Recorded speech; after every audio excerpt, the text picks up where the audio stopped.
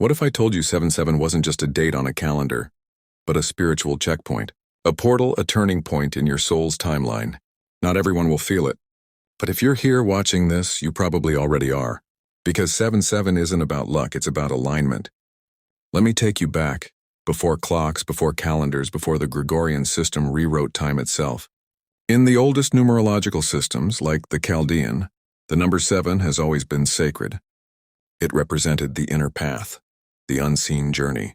The withdrawal from noise so you could hear the voice of the divine. When it doubles like it does on 7-7, the energy intensifies.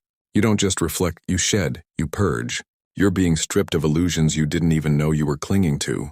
It's why around this time people get tired, drained, disconnected from things they used to want. And this isn't depression, this isn't failure. It's the exact moment your soul stops performing for survival and starts recalibrating toward truth. In Tarot, 7 is the hermit, not lonely but focused.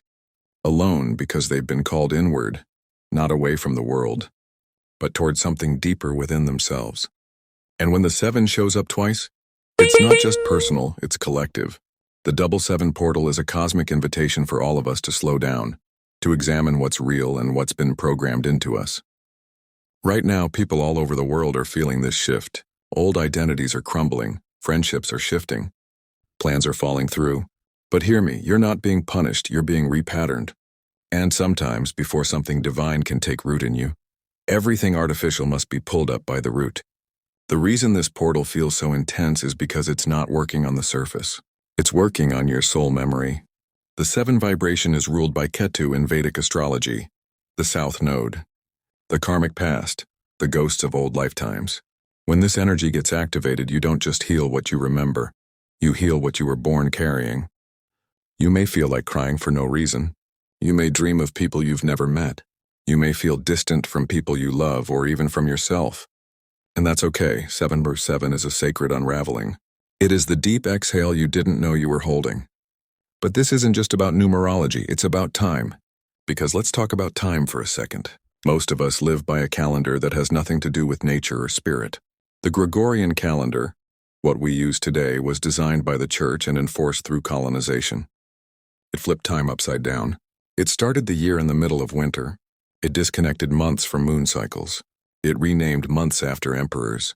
And it turned time into something you obey, instead of something you feel. But the ancients didn't live this way. In Kemet, what you call ancient Egypt, the year began when Sirius rose. In Mesopotamia, sacred numbers formed lunar months. And across pre-dynastic Africa, stone circles like Nabta Playa were aligned with the stars, not to measure control, but to measure cosmic rhythm.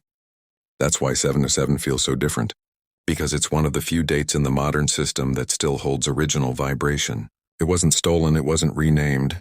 It still resonates with what it always meant: spiritual awakening, karmic detox, divine realignment. So if you're emotional, if you feel lost, if your goals suddenly feel meaningless, that's not chaos, that's clarity, and the world we're stepping into now, it doesn't need more plans.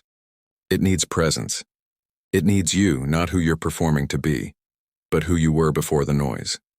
This is why 7-7 matters. Not because it changes your future, but because it clears the fog over who you've always been. And you don't have to do anything fancy to receive this energy. Just be still, just notice, just allow. Because the healing we're being called to now isn't fast, it's ancient. And if you're hearing this message, you didn't miss it. You're in it. You are the portal. You are the remembering.